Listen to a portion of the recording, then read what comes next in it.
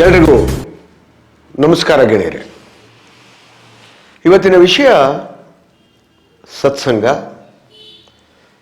ಮತ್ತು ಪ್ರವಚನ. ನಿನ್ನೆ ಅಥವಾ ಮೊನ್ನೆ ಉತ್ತರ ಪ್ರದೇಶದಲ್ಲಿ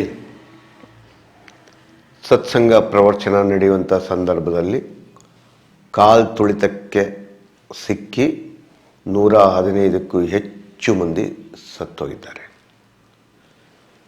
ಮತ್ತೆ ಭಾಳಷ್ಟು ಜನ ಗಾಯಗೊಂಡಿದ್ದಾರೆ. ಇದು ನನಗೆ ಅದನ್ನು ಕೇಳ್ತಿದ್ದಂಗೆ ಅಥವಾ ಅದನ್ನು ವಿಡಿಯೋ ನೋಡ್ತಿದ್ದಂಗೆ ಮನಸ್ಸಿಗೆ ಭಾಳ ಕಸವಿಸಿ ಅನ್ನಿಸ್ಬಿಡ್ತು.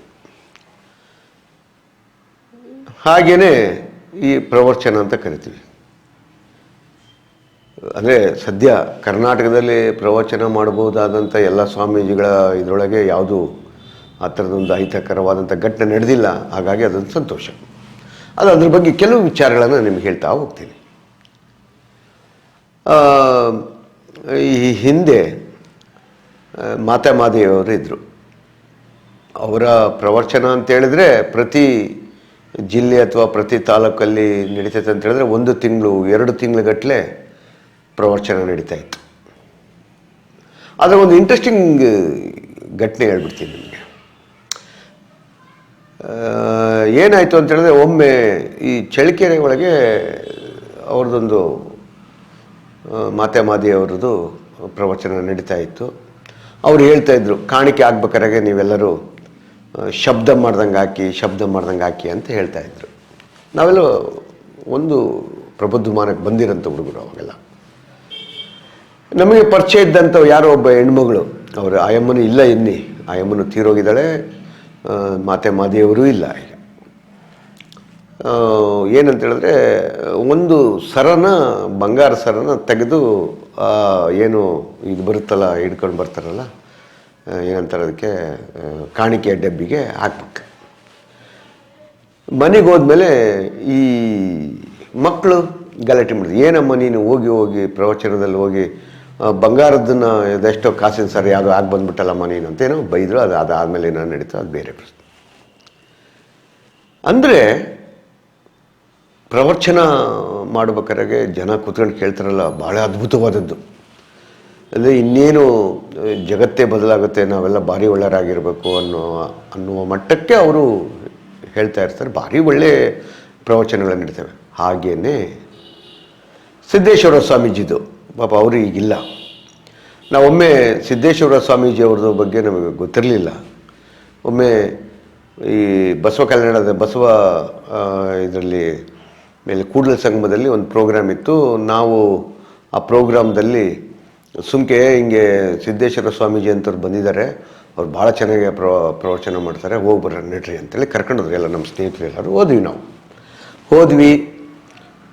ಕಾರ್ಯಕ್ರಮ ಪ್ರಾರಂಭ ಆಗಿದ್ದು 6 ಗಂಟೆಯಿಂದ. ಅದು ಇರೋದೇ 1 ಅವರ್ ಅಂತ, 6ರಿಂದ 7 ಗಂಟೆ ಪ್ರೋಗ್ರಾಮ್. ಅದು ಆ ಇಡೀ ಬಸವ ಸದನ ಅನ್ನೋದು ಒಂದು ದೊಡ್ಡ ಸದನ. ಅದರಲ್ಲಿ ಜನ ಎಲ್ಲೆಲ್ಲಿದ್ರೆ ಏನೋ ಬಂದರು ಅಂದರೆ ಹೇಳಿದ್ರೆ ಇಡೀ ಹಾಲೇ ತುಂಬೋಗ್ಬಿಡ್ತು. ಮಕ್ಕಳು ಮರಿ ಅವರು ಇವರು ಎಲ್ಲ ಕಟ್ಕೊಂಬಂದು ಜನ ಬಂದು ಕೂತ್ಕೊಂಡ್ಬಿಟ್ರು. ಅವರು 1 ಅವರ್ ಪ್ರವಚನ ಪ್ರಾರಂಭ ಮಾಡಿದ್ರು. Pin drop silent. ತಿಳಿದ ವಿಚಾರ ಎಲ್ಲ ಚೆನ್ನಾಗಿತ್ತು ಅಂತ ಹೇಳಿದ್ರೆ, ಅದು ಮಾರ್ಕ್ಸಿನಿಂದ ಹಿಡಿದು ಎಲ್ಲ ಸಮಾಜ ಸುಧಾರಕರ ಬಗ್ಗೆ ಅವರು ಮಾತಾಡ್ತಾ ಎಲ್ಲ ಹೇಳಿದರು, ಹೋದರು. ಅವಾಗ ನಮಗದ ಇನ್ಸ್ಪಿರೇಷನ್ ಅದು. ಅಂದರೆ ಒಬ್ಬ ಸ್ವಾಮೀಜಿ ನೀಟಾಗಿ, ಅಂದರೆ ಕೈ ಬಾಯಿ ಶುದ್ಧ, ಎಲ್ಲಿನೂ ಆತನ ಇದಿರಲಿಲ್ಲ. ಅದನ್ನು ಕೇಳಿದ್ರೆ ಭಾಳ ಖುಷಿ ಆಯಿತು ನಮಗೂ.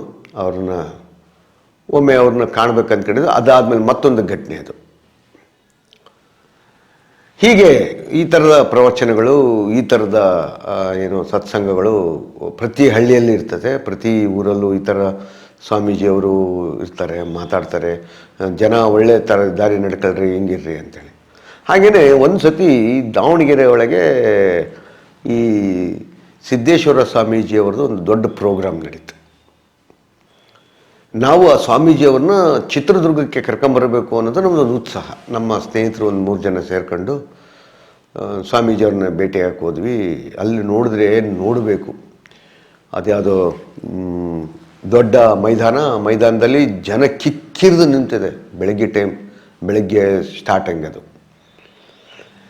ನಾನು ಅವಾಗ ಯೋಚನೆ ಮಾಡಿದ್ದಿಷ್ಟೇ, ಏನಂದರೆ ಗಂಡ ಹೆಂಡತಿ ಮಕ್ಕಳು ಬಂದಿದ್ದಾರೆ, ಎಲ್ಲ ಬಹುತೇಕ ಲಿಂಗವಂತ ಸಮಾಜದವರು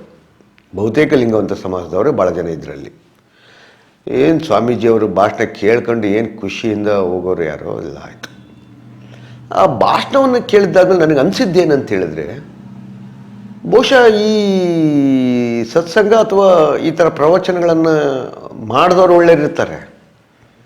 ಈ ಜನ ಬಂದಿರ್ತಾರಲ್ಲ ಪಾಪ, ಅವ್ರು ಕೇಳಿಸ್ಕೊಂಡ್ಮೇಲೆ ಅವ್ರು ಅದ್ರಾಗ ನಡಿಬೇಕಲ್ಲ ಅನ್ನೋದು ನನಗೆ ಭಾಳ ದೊಡ್ಡ ಕೊರಗು.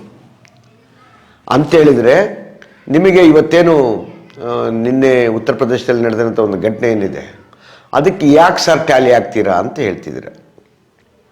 ನಾನು ಟ್ಯಾಲಿ ಆಗ್ತಿಲ್ಲ. ಅದಕ್ಕೆ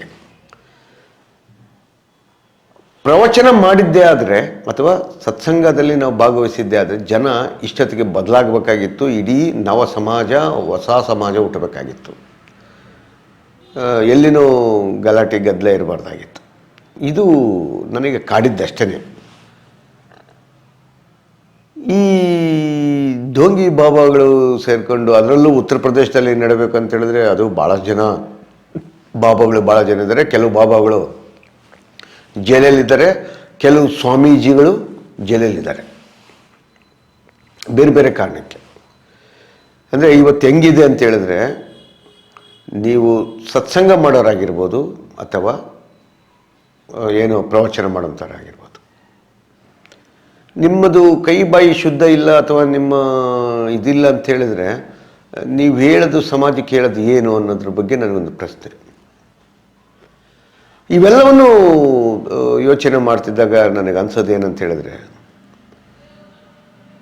ಮನುಷ್ಯ ಮೂಲಭೂತವಾಗಿ ಸಮಾಜದ ಸಂಘಜೀವಿ. ಸಮಾಜದಲ್ಲಿ ನಡೀಬೋದಂತ ಎಲ್ಲ ಘಟನೆಗಳನ್ನು ಅವಲೋಕಿಸುತ್ತಾನೆ ಮತ್ತು ನೋಡ್ತಾ ಇರ್ತಾನೆ. ಹೀಗಾಗಿ ನಮ್ಮನ್ನು ನಾವು ಪ್ರಶ್ನೆ ಮಾಡಿಕೊಳ್ಳದಲೇ ಯಾರೋ ಹೇಳಿದ ಕಥೆಗಳನ್ನು ಕೇಳಿ, ಯಾರೋ ಹೇಳಿದಂಥ ಇದನ್ನು ಏನೋ ಪ್ರವಚನಗಳನ್ನು ಕೇಳಿ ನಾವು ಅಂದರೆ ಕೇಳಬಾರ್ದು ಅಂತಲ್ಲ, ಕೇಳಬೇಕು.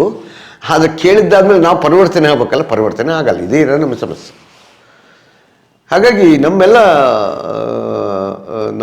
ನಮ್ಮ ಈ ಜನರಿಗೆ ಅಥವಾ ನನ್ನನ್ನು ಒಳಗೊಂಡಂತೆ ನಮ್ಮನ್ನು ನಾವು ಪ್ರಶ್ನೆ ಮಾಡಿಕೊಳ್ಳದಲ್ಲೇ ನೋಡಿ, ಪ್ರವಚನವನ್ನು ಕೇಳಿದ್ದಾಯಿತು, ಬದಲಾಗಲಿಲ್ಲ. ಕರ್ನಾಟಕ ಬಸವಣ್ಣನವರ ವಿಚಾರಗಳನ್ನು ಹೇಳಿದಂಥ ಮಹಾನ್ ಸ್ವಾಮೀಜಿಗಳವರು ಹೇಳಿದ್ದಾರೆ. ಆದರೆ ಇನ್ನು ನಮ್ಮ ಜಾತಿ ಅಂತ ಹೊಡ್ಕೊಂಡಿದ್ದಾರೆ ಇನ್ನು ನಮ್ಮ ಸಮಾಜದಲ್ಲಿ. ಹಾಗೆಯೇ ಮೊನ್ನೆ ಸತ್ಸಂಗದಲ್ಲಿ ಪಾಪ ಪಾಲ್ಗೊಂಡಂಥ ಮುಗ್ಧ ಜೀವಿಗಳು, ಅವ್ರಿಗೇನು ಬಾಬಾ ಹೇಳ್ತಾನೆ ಕೇಳಿದ್ದನ್ನು ಕೇಳಬೇಕು ಅನ್ನೋ ಉತ್ಸಾಹದಲ್ಲಿ ಹೋದಂಥವರು ಕಾಲು ತುಳಿತಕ್ಕೆ ಸಿಕ್ಕಿ ಸಾಯ್ತಾರೆ ಅಂತ ಹೇಳಿದರೆ, ಅದಕ್ಕೆ ನಮ್ಮಲ್ಲೂ ಒಂದಿದ್ದ ಕಥೆ ಹೇಳ್ಬಿಡ್ತಾರೆ, ಅಯ್ಯೋ ಅವ್ರದ್ದು ಕರ್ಮ ಅವ್ರ ಕರ್ಮವನ್ನೇ ಇತ್ತಲ್ಲ, ಹಂಗಾಗಿ ಅವ್ರು ಸತ್ತೋದ್ರು ಅಂತ ಹೇಳೋವರು ಜನ ಇದ್ದಾರೆ. ಅದಕ್ಕೂ ಒಂದು ಮೊದಲು ತೋರಿಸ್ತಾರೆ, ಅವ್ರದ್ದು ಕರ್ಮ ಬಿಡ್ರಿ, ಅವರು ಸತ್ತೋದ್ರು ಅಂತ ಹೇಳ್ತಾರೆ.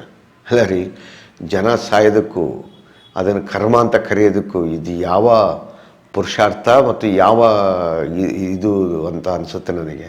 ಸೊ ಏನೇ ಹೇಳಿ ಗೆಳೆಯರೆ, ನೀವು ಸತ್ಸಂಗ ಆದರೂ ಕೇಳ್ರಿ ಅಥವಾ ಪ್ರವಚನ ಆದರೂ ಕೇಳ್ರಿ, ಆದರೆ ನಿಮ್ಮನ್ನು ನೀವು ಬದಲಾಗದೆ, ಅಂದರೆ ನಮ್ಮನ್ನು ನಾನು ಬದಲಾಗದೆ, ಅಂದರೆ ನನ್ನನ್ನು ಸೇರ್ಕೊಂಡು ಹೇಳ್ತೇನೆ, ನನ್ನನ್ನು ನಾನು ಬದಲಾಗದೆ, ನಾನು ಏನೇ ಹೇಳಿದ್ರೂ ಗೋರ್ಕಲ್ಲ